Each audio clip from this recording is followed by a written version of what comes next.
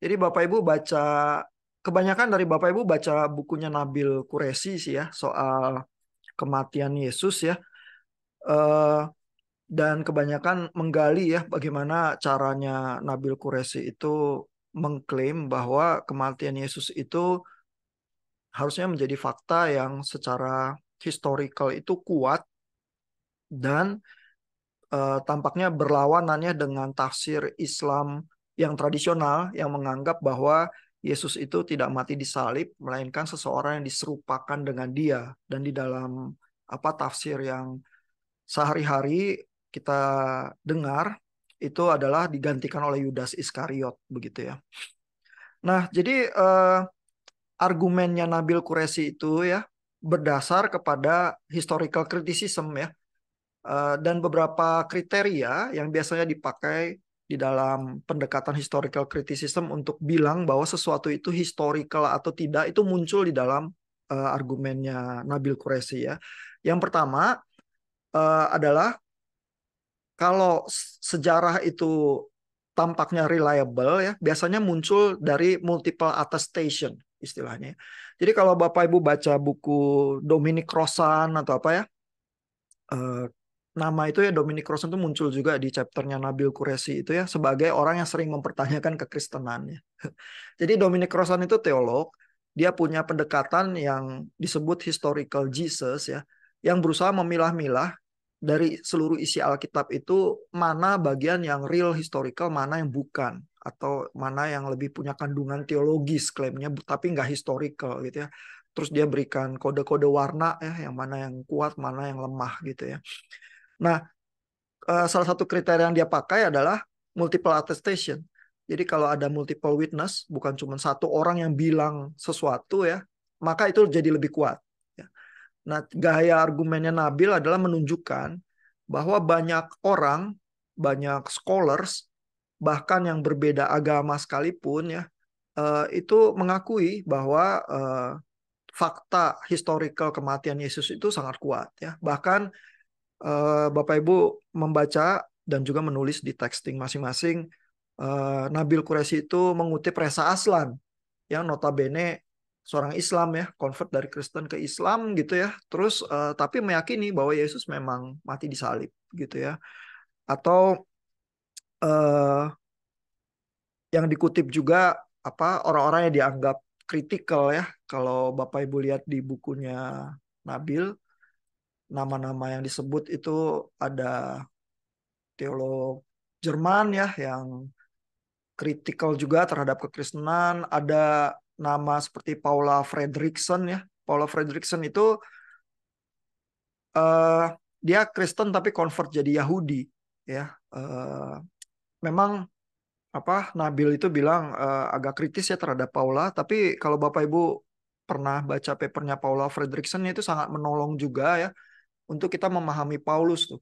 Karena banyak teolog-teolog ya yang mengungkap jangan baca Paulus sebagai orang Kristen, baca Paulus sebagai orang Yahudi ya. Tiba-tiba banyak ayat-ayat di Alkitab itu kita bisa memahami dengan lebih lengkap. Karena pertanyaannya ya, misalnya salah satu yang berusaha dijawab oleh Paula Fredrickson adalah kenapa Paulus itu menyesah orang Yahudi ya waktu dia masih Saulus. Itu kadang-kadang dari sisi kekristenan ya, kadang-kadang dilihatnya simplistis saja bahwa Paulus itu dulunya agamanya Yahudi, tetapi kemudian dia convert ke Kristen sehingga dia bertobat gitu. Tapi penjelasan itu nggak masuk tuh karena kalau kita memahami bahwa Paulus itu tidak berusaha membuat agama yang baru, melainkan dia memahami Yesus itu sebagai penggenapan dari seluruh kisah-kisah yang ada di Perjanjian Lama begitu ya. Ini bukan agama yang baru, ini sebenarnya ini Tuhan yang sama yang sedang berkarya ya, tapi lewat Yesus sekarang. Maka tiba-tiba convert agama itu jadi nggak nyambung gitu ya. Dan Paula Fredrickson tuh menunjukkan hal itu gitu ya dan menyajikan penjelasan yang berbeda gitu ya. Nah, jadi membaca Paula Fredrickson yang seorang Yahudi itu tetap sangat menarik tuh untuk Bapak Ibu yang ingin mendalami Perjanjian Baru dan terutama surat-surat Paulus ya. Nah, tapi Nabil itu bilang bahwa ya Paula basically orang Yahudi ya atau convert ya ke Yudaisme, tapi dia juga tidak mempertanyakan ya dan mengkonfirmasi bahwa kematian Yesus itu secara historical itu kuat gitu ya. Jadi itu gaya gaya berpikir historical criticism. Kalau ada multiple attestation, banyak scholars yang saling setuju ya, pasti itu lebih kuat begitu ya. Dan lalu kriteria yang lain ya yang sering dipakai oleh historical criticism adalah kalau hal itu memalukan buat kelompok yang mempercayai tradisi tersebut ya, maka itu secara historis lebih kuat. Ya, misalnya kalau kita baca di Alkitab, kok Yesus dibaptis sama Yohanes ya? Itu bukan agak menurunkan derajat Yesus sedikit gitu ya, walaupun Yohanes digambarkannya menunjuk kepada Yesus sebagai penggenapan dari nubuat dari Yesaya dan sebagainya gitu ya. Tapi kok harus ditahbiskan oleh Yohanes begitu ya. Nah, jadi eh, scholars yang kritikal semacam John Dominic Crossan itu akan bilang itu tuh benar itu secara historical karena nggak ada untungnya sih kalau komunitas Kristen itu ingin membelokkan sejarah ke arah yang menguntungkan saja gitu ya, fakta-fakta yang tampaknya melemahkan lebih baik dibuang aja ya, termasuk kematian Yesus gitu ya, karena buat apa gitu ya, ini pemimpin agama yang dielu-elukan itu tiba-tiba terbunuh, terus terbunuhnya jadi kriminal lagi begitu ya, kriminal politik begitu ya. Jadi kalau hal itu dibelokkan lebih menguntungkan kalau kita ingin bikin sejarah yang eh, membuat kekristenan itu lebih bersinar. Tetapi fakta bahwa itu diterima juga di dalam catatan Injil menguatkan bahwa ini historically sebenarnya sangat kuat gitu ya. Nah, jadi itu juga salah satu argumen yang dimainkan oleh Nabil Qureshi juga ya di bukunya ya, bahwa orang Kristen juga nggak ada untungnya sebenarnya mengakui kematian penyalipan Yesus gitu ya. Mungkin cenderungnya malah merugikan gitu ya, tampak lemah ya. Ini agama pecundang gitu ya, agama Kristen itu ya. Dan sesungguhnya kan memang kekristenan itu jadi budak ya di bawah Imperium Romawi begitu ya. Jadi nggak ada untungnya ini mengakui histori yang semacam itu. Jadi tampaknya historically sound gitu, historically kuat gitu ya.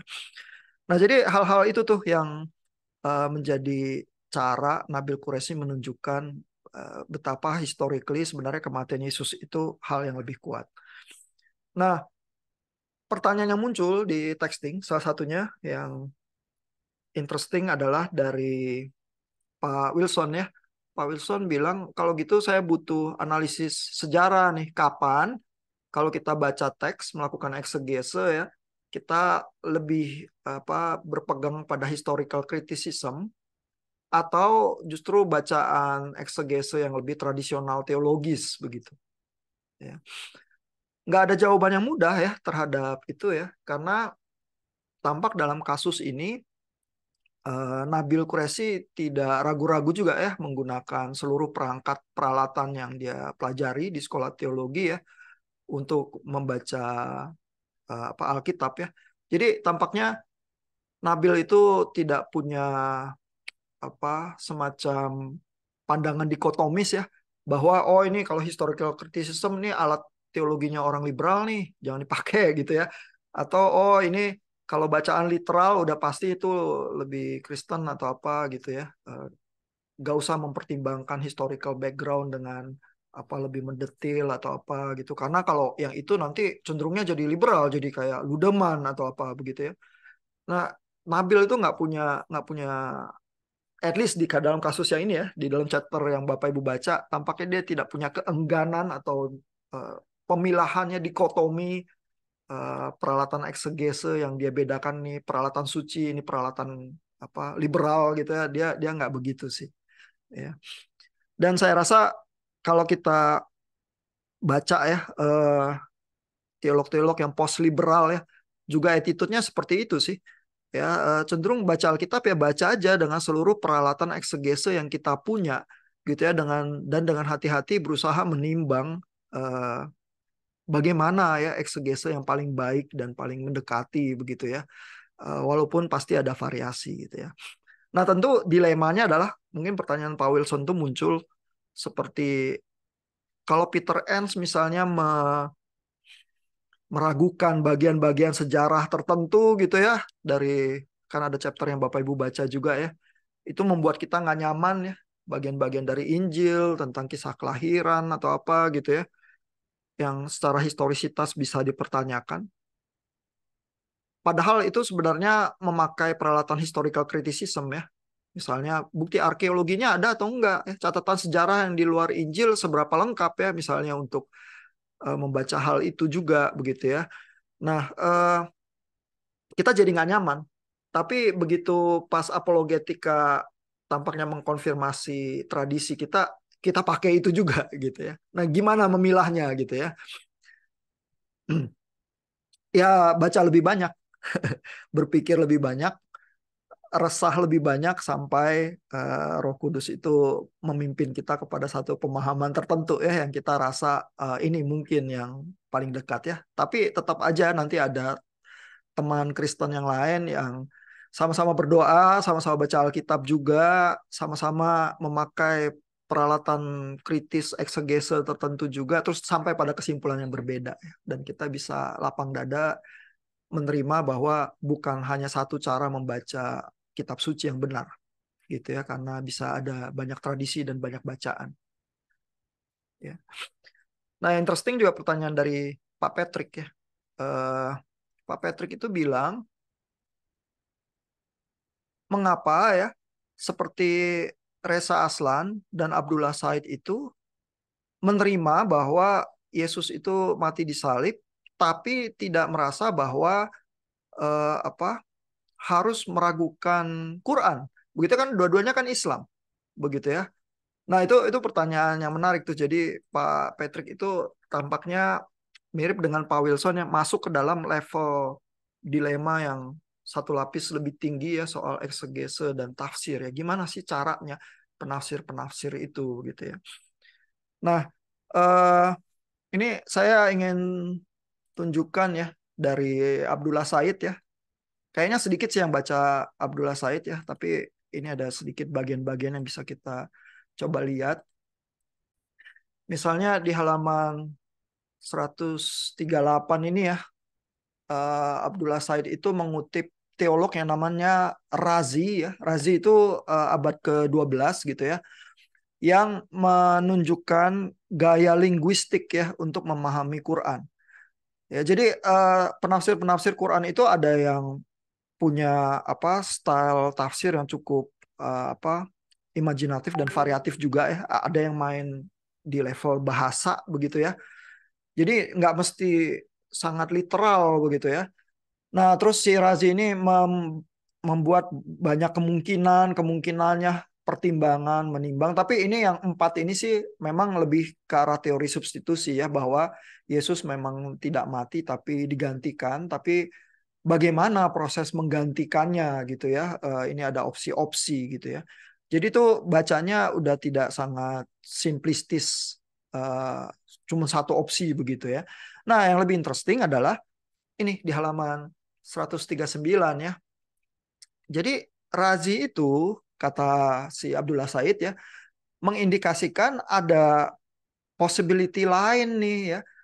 Mungkin menunjukkan simpati kepada pandangan Kristen ya, bahwa Yesus sesungguhnya disalib tetapi tubuhnya meninggal, hanya jiwanya tidak menderita suffering itu.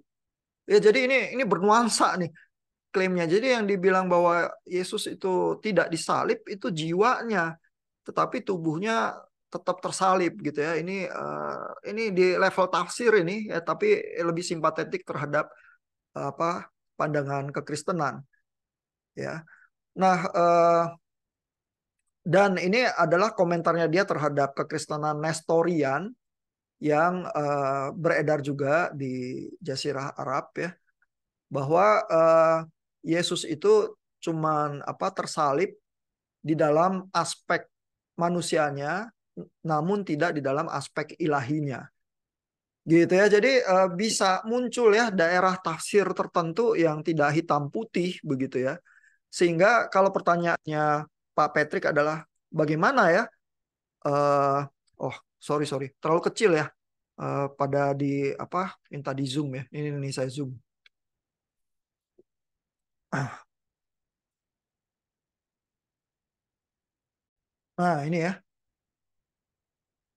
Jadi Razi itu bilang bahwa persoalan mati atau tidak mati itu bisa aja ada possibility tafsir yang lain ya, dan mendukung misalnya kekristenan terutama yang muncul dari pihak Nestorian ya. Nah, masalahnya Nestorian ini juga belum tentu ya dianggap garis tradisional kekristenan yang ortodoks begitu ya. Tapi kan interaksinya Razi dengan kelompok Nestorian begitu ya. Lalu dia bilang misalnya kalau Nestorian mengklaimnya bahwa yang disalib adalah aspek manusianya, aspek apa ilahinya itu tidak begitu ya. Sehingga ada tafsir yang bisa lebih kompleks ya.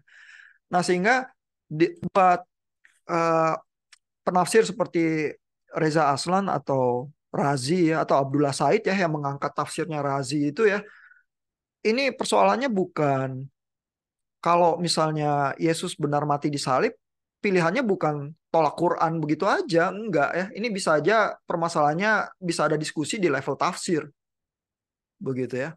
Sama seperti Bapak Ibu kalau memikirkan kasus Galileo ya kan, teolog-teologi zamannya takutnya adalah kalau Galileo benar kekristenan hancur, kita harus pilih ya mau pilih Galileo atau pilih kekristenan. Ternyata kan nggak gitu ya, ini persoalan persoalan tafsir begitu ya. Jadi ketakutan yang disodorkan itu ya tidak beralasan ya, substansinya lemah gitu ya.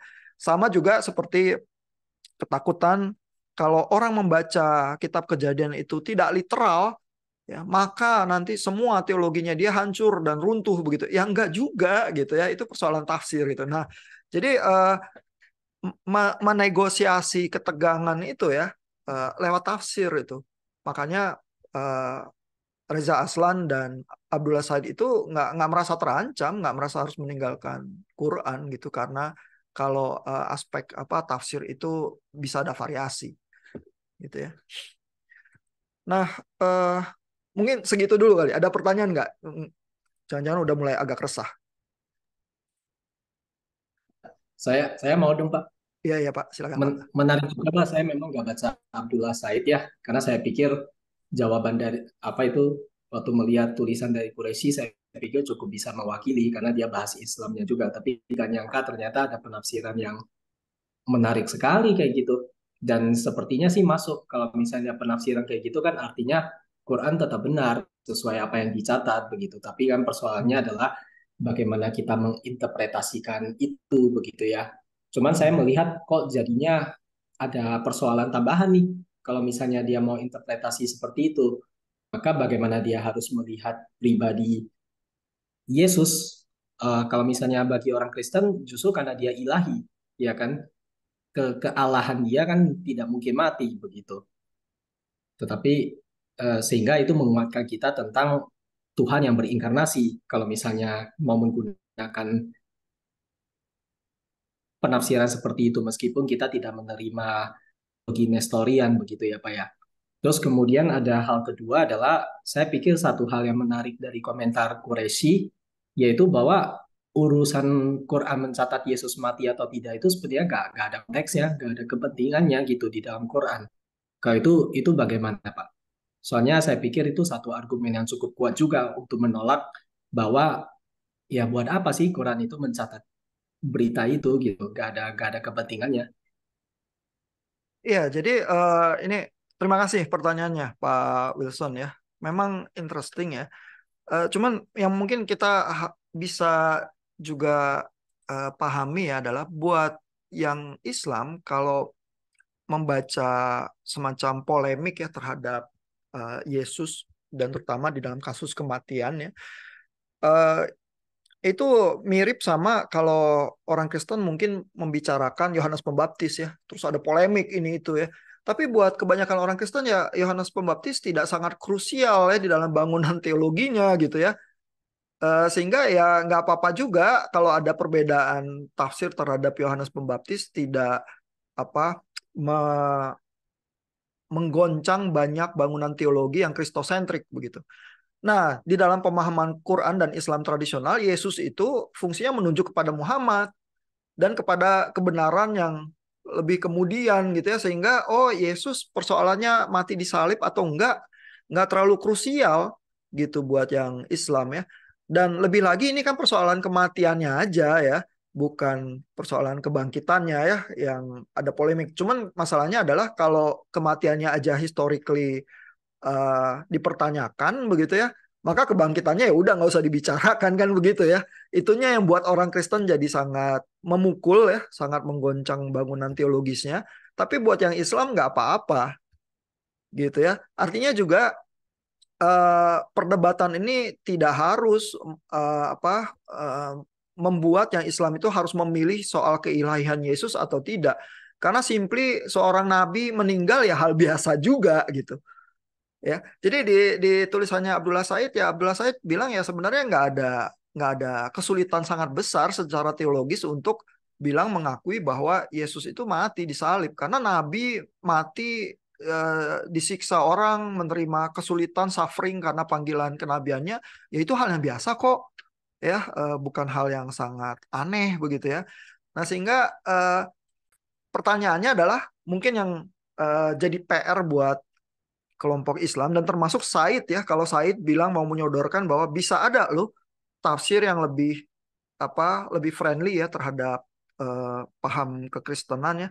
Masalahnya adalah kenapa tafsir tradisional Quran itu akhirnya banyak yang secara dominan teori substitution itu.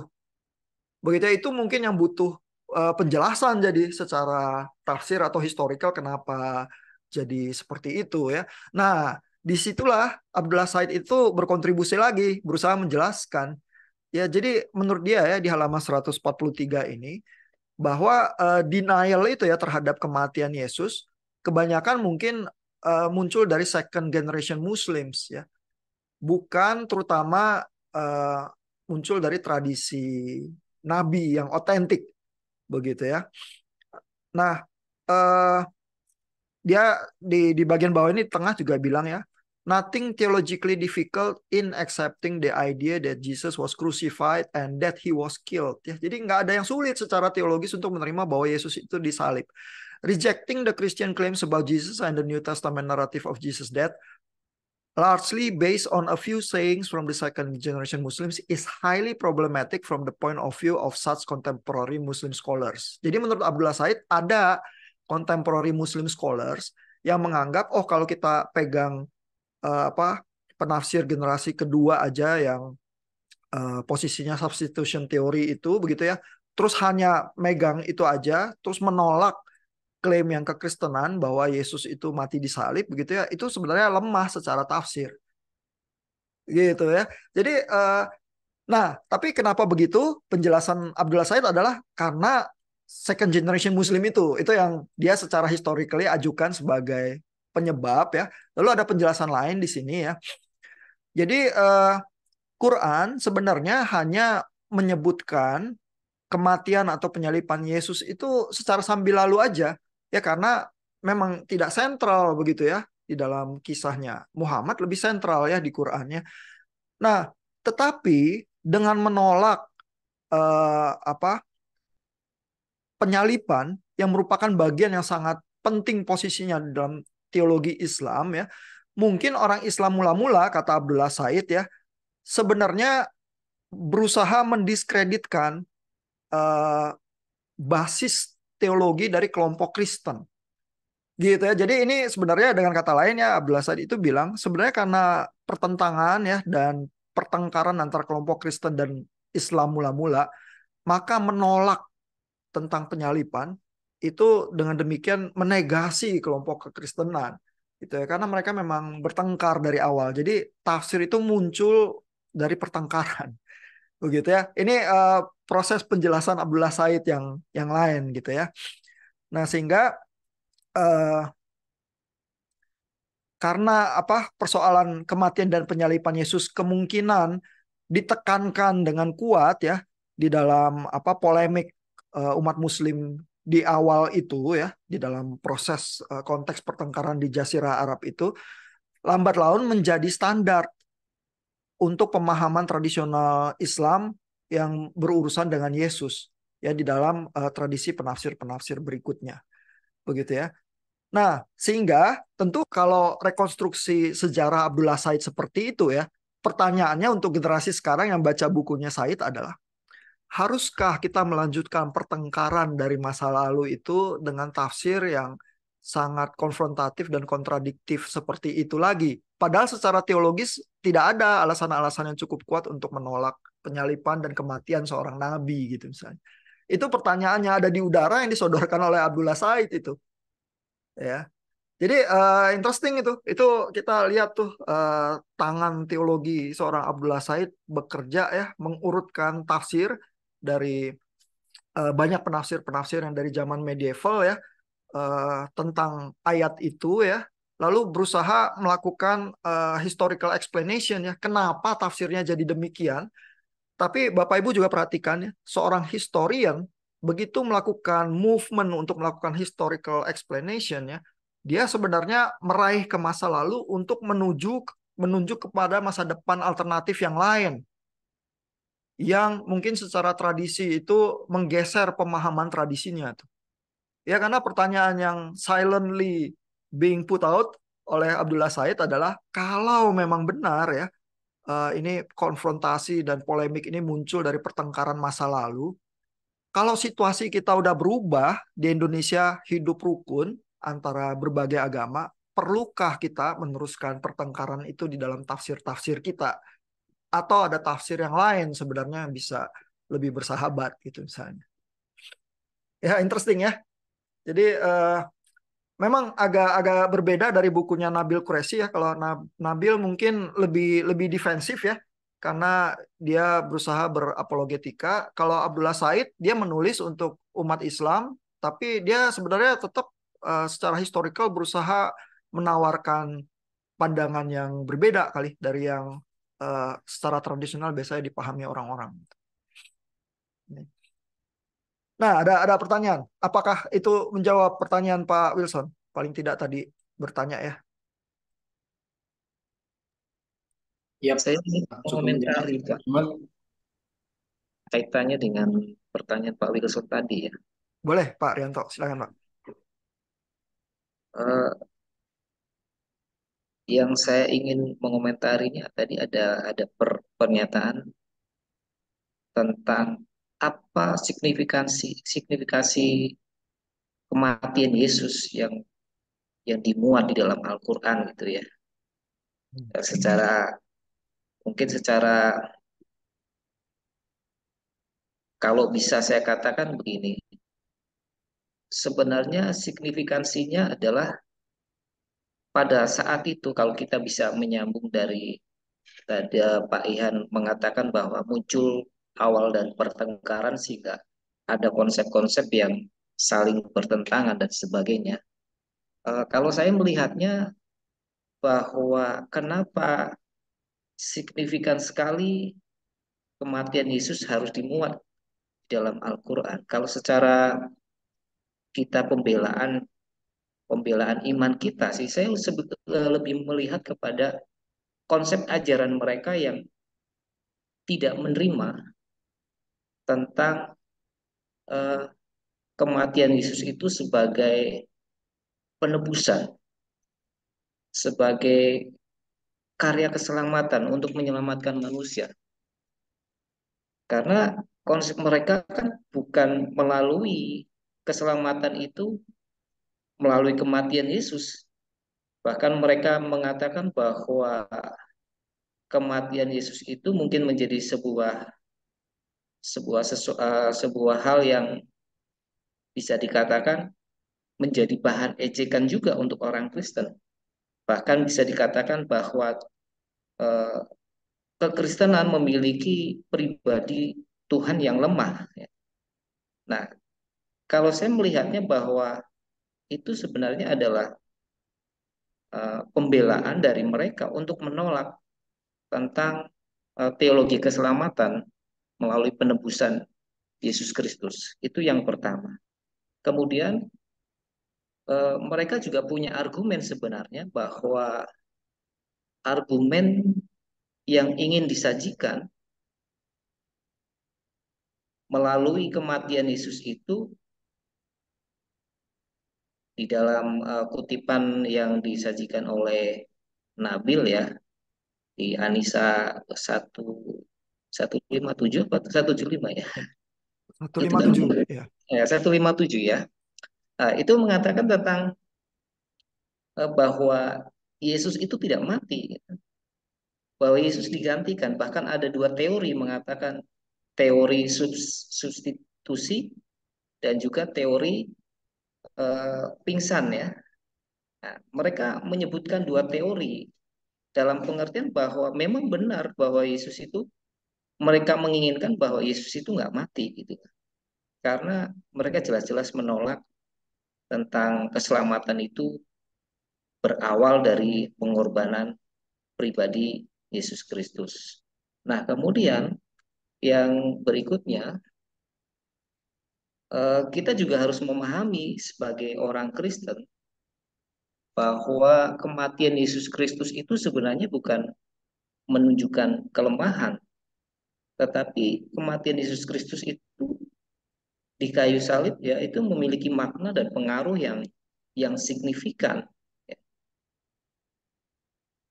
Dan bukti-bukti sejarah menegaskan bahwa memang kematian Yesus itu benar-benar ada, benar-benar terjadi, sehingga tidak perlu kita terpengaruh ataupun banyak orang Kristen secara umum, secara awam mungkin dapat terpengaruh ketika mendapatkan pernyataan-pernyataan dari mereka. Jadi keyakinan bisa tergoyahkan dan sebagainya. Yang jelas konsep pengorbanan, konsep penebusan dalam teologi kita, teologi Kristen itu menjelaskan bahwa kematian Yesus sebagai korban itu mengorbankan dirinya untuk menebus dosa seluruh umat manusia. Yang artinya bahwa sebenarnya di dalam kematian Kristus itulah puncak dari karya keselamatan bagi penebusan uh, manusia. Nah, ini yang harus kita pertahankan, yang harus kita pegang kuat dan kita harus harus uh, perjuangkan ya ketika ada tanggapan-tanggapan atau pembelaan-pembelaan, serangan-serangan dari pihak lain yang mencoba melemahkan akan posisi kita ya. Jadi bukti-bukti sejarah kemudian dari sarjana-sarjana non-Kristen sendiri mengatakan sudah jelas tentang kematian dan kemudian didukung oleh sumber-sumber sejarah yang berasal dari kekristenan itu sendiri. Jadi saya rasa awal dari pertengkaran itu mungkin awalnya hanya masalah keyakinan ataupun hal-hal tertentu ya, kepentingan-kepentingan tertentu. Tetapi sekarang berkembang ya, berkembang menjadi sebuah apologet atau teologi yang memang harus dibangun seperti itu. Bagaimana mempertahankan keyakinan, bagaimana memenangkan suatu suatu debat atau memenangkan suatu keyakinan kepada orang lain. Dan itu bagaimana pelaksanaannya di negara kita yang memang berbeda, yang memang banyak ya agama-agama yang lain juga.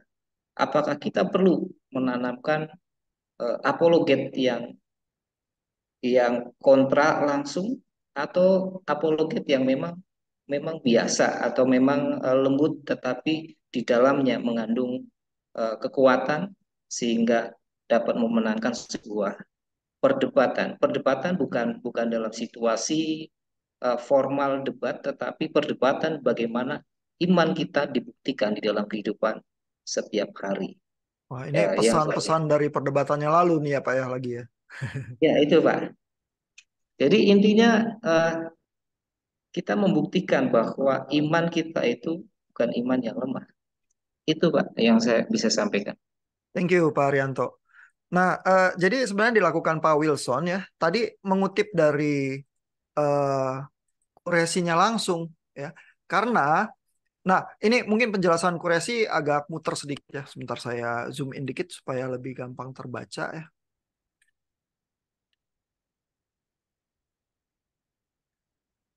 Jadi kuresi itu berusaha menunjukkan ya kalau apa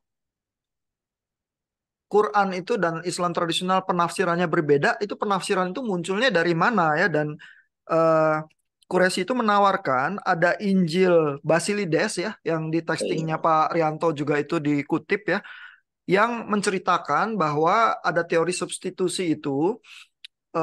Yesus itu digantikan oleh Simon dari Kirene, bukan Yudas Iskariot ya, tetapi di dalam kisah Injil Basilides. Cuman teorinya teori substitusi. Nah, itu Injil Gnostik abad kedua kita kenal apa, ada tulisan itu terutama salah satunya dari tangan Irenaeus yang membantah Injil Basilides itu sebagai sesuatu ajarannya sesat karena itu Injil Gnostik ya. Nah, lalu terkait dengan Injil Basilides ini ya, ini halaman 181, Quraisy itu bilang, nah, kalau teori substitusi itu ternyata muncul dari Injil Gnostik ya, yang diragukan ininya keabsahannya. Lalu juga ada cerita tentang Yesus membuat burung dari tanah liat jadi burung hidup gitu ya. Itu juga muncul dari Injil Apokrifa. Lalu juga ada kisah Yesus berbicara waktu bayi ya. Nah, ini semua tidak ada alasannya katanya kenapa ada kisah-kisah mukjizat ini. Demikian juga kalau Yesus itu disubstitusi di kayu salib gitu ya. Ini Quran juga tidak menjelaskan kenapa akibatnya. Jadi ini tuh tadi Pak Wilson itu mengutip Quraisy langsung, sehingga salah satu cara Quraisy itu membantah adalah menunjukkan bahwa di Quran tuh nggak ada logikanya kisah-kisah dari Injil Apokrifa ini ya. Nah, yang menarik ya adalah eh, tadi itu Pak Rianto langsung membantah ini ada lu logikanya ya, karena yang berarti kalau salib itu dibantah oleh Islam tradisional, maka keseluruhan teologi Kristen itulah yang dibantah ya, karena penebusan di kayu salib itu jadi teranulir begitu ya. Sehingga saya rasa estimasi Parianto itu tepat bahwa karena ada apa pertengkaran di Jazirah Arab antara kelompok Kristen dan kelompok Islam dengan menolak kematian Yesus, seluruh teologi kelompok Kristen itu teranulir dan dianggap salah, dan itulah caranya menegasi kelompok yang Kristen itu di dalam pertikaian yang terjadi antara kelompok Kristen dan kelompok Islam. Jadi yang ditolak seluruh teologinya dan seluruh kelompok Kristen itu sekaligus begitu. Dan itu yang penjelasan yang diajukan oleh Abdullah Said. Jadi di dalam hal ini ya, Quraisy itu komentarnya agak tipis itu. Nggak ada logikanya. Ada jelas logikanya tadi Pak Arianto dengan cepat menyambut ya. Tapi yang dibilang nggak ada logikanya yang Pak Wilson bilang itu sebenarnya dari Quraisy. Sehingga di bagian itu Quraisy memang agak lemah itu sebenarnya pembacaannya dia. Ya. Nah, yang interesting juga ya, kalau Bapak Ibu cari ya di tentang Injil Basilides itu ya. Jadi Injil Basilides itu kan Injil Gnostik ya. Kalau Bapak Ibu lihat ini di Wikipedia aja yang simple gitu ya. Itu ada kutipannya ya. Jadi sebenarnya kalau dari sudut pandang Injil Basilides, Gnostik itu menekankan bahwa yang sifatnya roh itu lebih tinggi daripada yang sifatnya badan. Dan karena Yesus itu bersifat ilahi, rohani ya, maka badannya itu tidak mungkin menderita kesakitan di kayu salib. Dengan cara demikian, Injil Basilides itu membantah soal penyalipan, gitu. Jadi seolah-olah ya Injil Basilides ini mengkonfirmasi keilahian Yesus ya, tapi dengan cara gnostik. Dan itu yang ditolak Irenaeus. Karena kekristenan itu nggak gnostik. Kekristenan itu tidak membuat dikotomi antara yang rohani dan yang badani. Begitu ya. Padahal itu ciri khasnya pikiran gnostik itu. Ya, jadi interesting sekali ya bahwa kekristenan itu menolak yang seperti ini, tetapi Injil Basilides ini sebenarnya berusaha mengkonfirmasi keilahian Yesus. Ya. Jadi kalau Quran, nah masalahnya begitu katakanlah bahwa kalau argumennya Quraisy itu benar bahwa Quran itu mengambil tradisi dari Basilides ya, walaupun tafsirnya jadi Yudas Iskariot bukan Simon dari Kirene ya. Katakanlah tradisi itu yang diambil. Tetapi Quran tidak mengambil tradisi itu untuk mengkonfirmasi keilahian Yesus, padahal Basilides itu maunya begitu. Ya, walaupun tidak dengan cara Kristiani begitu ya, dengan cara yang ditolak oleh Irenaeus ya, Bapak Gereja mula-mula begitu ya. Jadi ini interesting sekali ya, bahwa tradisi tafsir itu walaupun diwarisi di kitab yang lain begitu ya, ternyata warnanya juga jadi berubah ya. Tapi saya rasa juga saya setuju sama Pak Rianto ya, terhadap Quraisy ya, bahwa bagian itu tuh kalimat-kalimat yang dikutip Pak Wilson tuh, bahwa di dalam Quran itu tampaknya nggak ada logikanya, ada logikanya. Cuman bahwa logikanya berbeda baik terhadap Injil Basilides maupun terhadap kekristenan itu iya juga gitu. Tapi yang pertanyaan yang diajukan oleh Quraisy di bagian itu memang terlampau tipis ya, menurut saya dia agak miss sih di situ sih. Jadi walaupun katakanlah Pak Rianto itu suka ya dengan hasil olahan apologetikanya Quraisy, kritik Pak Rianto terhadap Quraisy juga benar. Dia di situ tuh nggak paham logikanya gitu ya. Somehow atau terlalu cepat lah dia memberi komentar ya di bagian yang itu. Gitu. Ya. Ini saya ingin menunjukkan ayatnya ya dari Anissa itu ya. Mungkin menarik juga buat Bapak Ibu ya untuk lihat. Ini surah Anissa 157 ya, bagian polemik itu ya. Jadi di sini dibilang, karena ucapan mereka, maksudnya orang-orang Yahudi ya, sesungguhnya kami telah membunuh Al-Masih Isa putra Maryam Rasul Allah, padahal mereka tidak membunuhnya dan tidak menyalibnya, tetapi orang yang diserupakan dengan Isa. Sesungguhnya mereka yang berselisih pendapat tentang Isa selalu dalam keraguan-raguan tentang yang dibunuh itu. Mereka benar-benar tidak tahu, melainkan mengikuti persangkaan belaka. Jadi mereka tidak yakin telah membunuhnya, begitu ya. Dan ini karena ini yang dibantah ini mereka mengucapkan telah membunuh Isa, begitu ya. Ini kalau historically yang membunuh Isa ya orang Yahudi gitu ya. Jadi yang didinai secara bersamaan orang Yahudi tapi juga kekristenan ini. Jadi konfliknya cukup kental begitu ya. Nah, ini tafsir dari Kemenak ya. Kalau lihat di webquran.id, walaupun ayatnya tidak menyebut Yudas Iskariot, tapi tafsir Kemenak tampaknya diterima oleh kebanyakan umat Muslim di Indonesia karena resmi dari Kemenak itu substitusinya oleh Yudas Iskariot. Ya. Saya ingin tunjukkan lagi ayat yang lain nih ya. Ini dari surah 19 ya, surah Maryam. Ini ada kisah tentang kelahiran Yesus dari anak perawan. Itu tadi yang dikutip oleh Quraisy ya. Ayat 29 nih surah Maryam ya. Jadi Maria itu karena mengandung Yesus sebagai perawan, dia dihina ya oleh teman orang-orang sekampungnya sebagai seorang pezina. Ya lalu di ayat 28 ini ada ayat yang bilang ayahmu sekali-kali bukanlah seorang yang jahat dan ibumu sekali-kali bukanlah seorang pezina, begitu ya. Jadi itu hinaan yang dikenakan kepada Maria. Nah, ayat 29, maka Maria menunjuk kepada anaknya. Mereka berkata, bagaimana kami akan berbicara dengan anak kecil yang masih di dalam ayunan ini? Jadi Yesus yang masih di dalam ayunan ditunjuk oleh Maria, lalu Yesus tuh menjawab. Ya, ini mukjizat itu tadi juga yang dikutip oleh Quraisy yang berasal dari salah satu Injil apokrifa juga ya. Di ayat 30, Isa itu berkata, sesungguhnya aku ini hamba Allah, dia memberiku Alkitab atau Injil, dan dia menjadikan aku seorang nabi. Lalu ayat 31, dia menjadikan aku seorang yang diberkati di mana saja aku berada, dan dia memerintahkan kepadaku sholat dan zakat selama aku hidup, dan berbakti kepada ibuku, dan dia tidak menjadikan aku seorang sombong lagi celaka. Dan kesejahteraan semoga dilimpahkan kepadaku pada hari aku dilahirkan, pada hari aku meninggal. Ya di sini ada loh, Yesus tuh dicatat meninggal gitu ya. Tapi ini nggak terlalu jadi polemik ya. Dianggapnya mungkin bisa meninggal biasa, kapan tidak diketahui ya. Tapi ada meninggal. Dan pada hari aku dibangkitkan hidup kembali gitu. Bahkan ada dibangkitkan hidup kembali ya. Tapi apakah itu di akhir zaman atau apa begitu ya. Ruang tafsirnya banyak ya. Itulah Isa putra Maryam yang mengatakan perkataan yang benar yang mereka berbantah-bantahan tentang kebenarannya.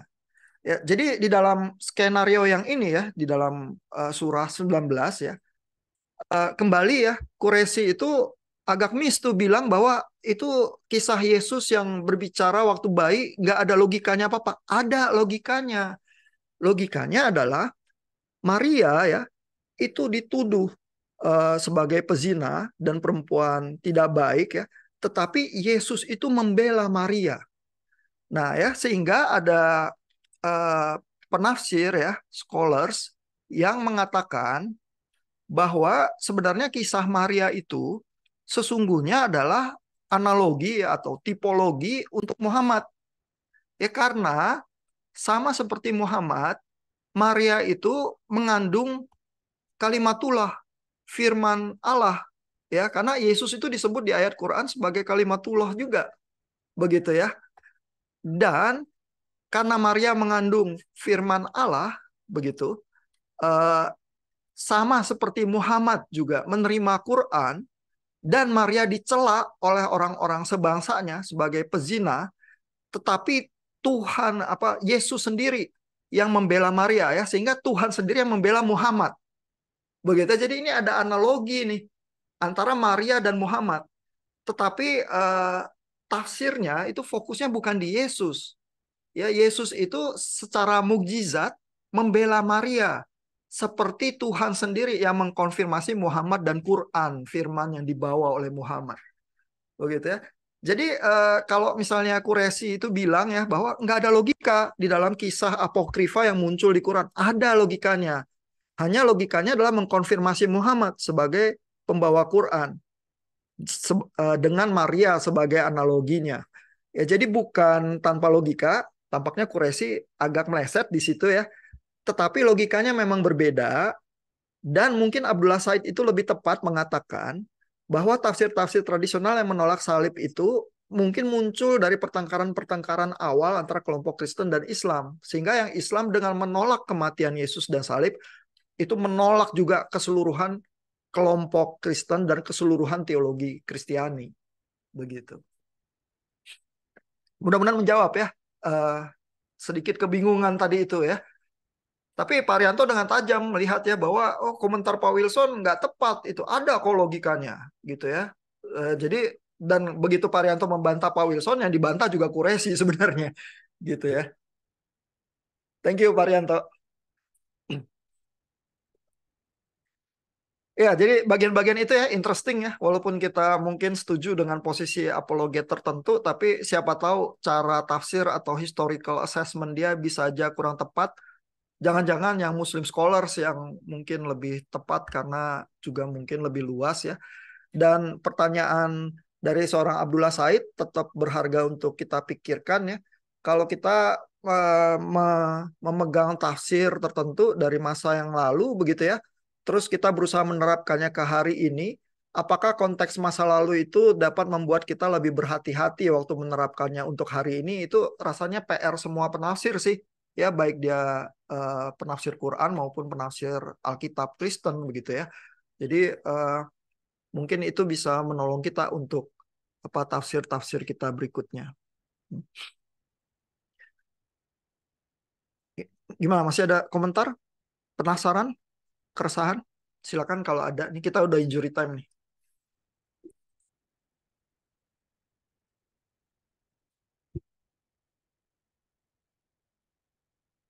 Ya, mungkin cukup dulu Pak sampai hari Ilham, ini. Ya, ada. Ya, silakan Pak.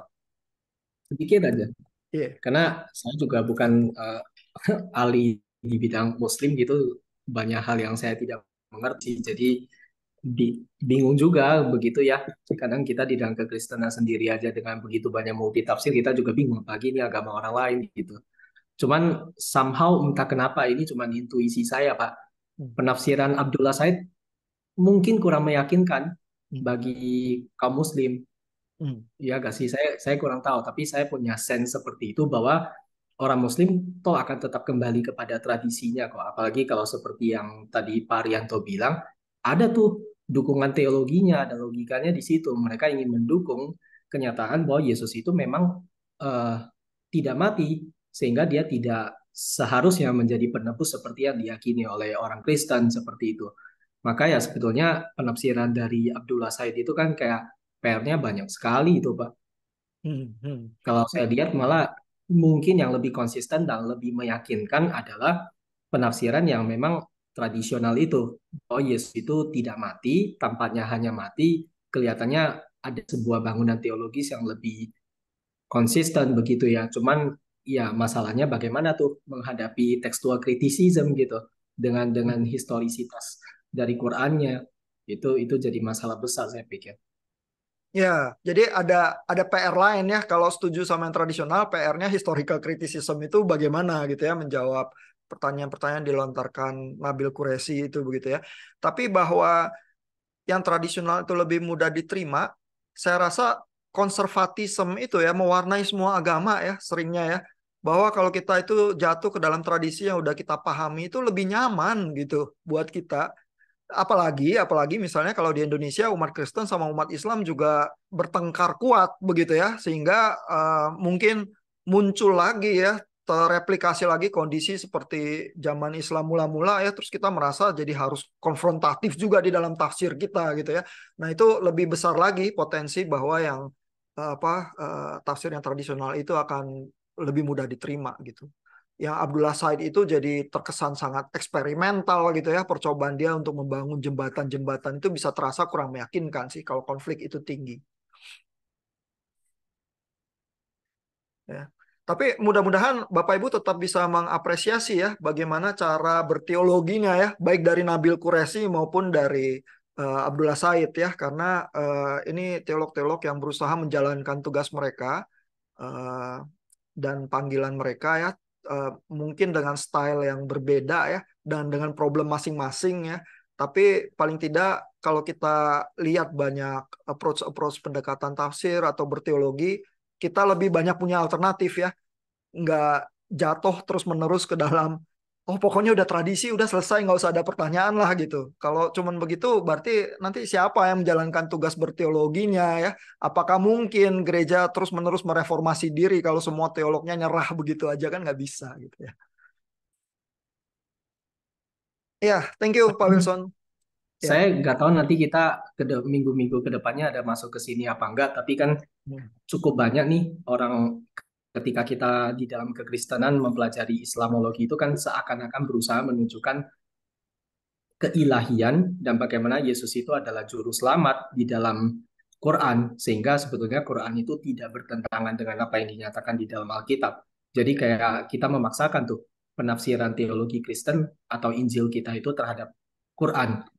Tapi kalau misalnya kita melihat dalam konteks di mana Quran sendiri aja banyak diperdebatkan ya, penafsirannya, wah kita Kristen bisa-bisa salah kaprah kalau mau menginjili menggunakan metode seperti itu gitu, Pak.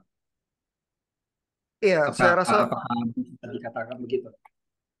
eh, baik dari sisi Islam maupun dari sisi Kristen ya, kalau berapologet yang cuma ingin berpolemik gitu ya, itu Bapak Ibu tahulah nama-namanya, Bapak Ibu tulis juga kalau di textingnya seperti Ahmad Didat atau Zakir Naik begitu ya.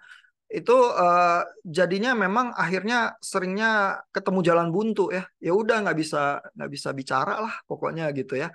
Tapi kalau tidak melulu mesti polemikal gitu ya, maka sebenarnya banyak yang bisa dibicarakan sih.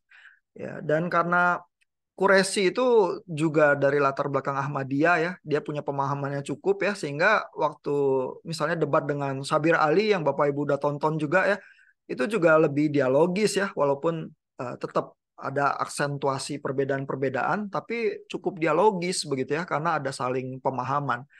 Jadi menurut saya memang eh, PR ya dari masing-masing pihak adalah berusaha belajar sedalam-dalamnya di dalam tradisinya masing-masing, tetapi juga berusaha belajar teman dialognya begitu ya, karena kalau tanpa usaha belajar itu ya terus saling paham dulu, paling tidak seakurat mungkin yang yang bisa dilakukan, terus baru ngobrol, nanti obrolannya susah produktif begitu ya, banyak jalan buntunya sih. Hmm. Oke. Tapi kalau orang lain merasa bahwa proyek teologi yang semacam itu bukan yang diinginkan ya, melainkan ya udah kita main pukul-pukulan aja dari awal gitu ya, ya bisa juga ya. Ada yang lebih suka yang demikian. Tapi yang begitu itu ya memang jadi lebih gampang ya. Pokoknya saya nggak mau tahu lah pihak yang sebelah sana berpikirnya apa gitu ya. Terus kita kita apa seolah-olah bicara tapi nggak pernah nyambung gitu ya. Eh, itu mungkin jadi tontonan dan jadi drama bisa bisa heboh ya. Tapi eh, benar-benar punya dampak yang baik untuk masyarakat mungkin jadi lebih sulit ya. Eh, kalau buat buat kelompoknya sendiri mungkin bisa ya, tapi kan kalau kita cuma mau berteologi yang agak sektarian ya, even Paulus pun nggak seperti itu ya. Paulus merasa bahwa seluruh kasih karunia Tuhan itu baik untuk orang Yunani maupun untuk orang Yahudi. Jadi dia berusaha bicara-bicara hal yang rumit itu ya dan membangun jembatan gitu ya. Jadi ya eh, tergantung ya bagaimana kita memahami proyek berteologi kita dan apologetika kita, terus pendekatan kita bisa kita arahkan ke arah sana gitu ya. Tapi memang banyak PR sih jadinya, Pak Wilson. Oke, kita sampai di sini rasanya sudah cukup apa rumit ya diskusi kita sore hari ini. Thank you sekali lagi untuk Bapak Ibu untuk usaha kerasnya membaca ya dan menulis dan berpikir. Kita ketemu lagi minggu depan.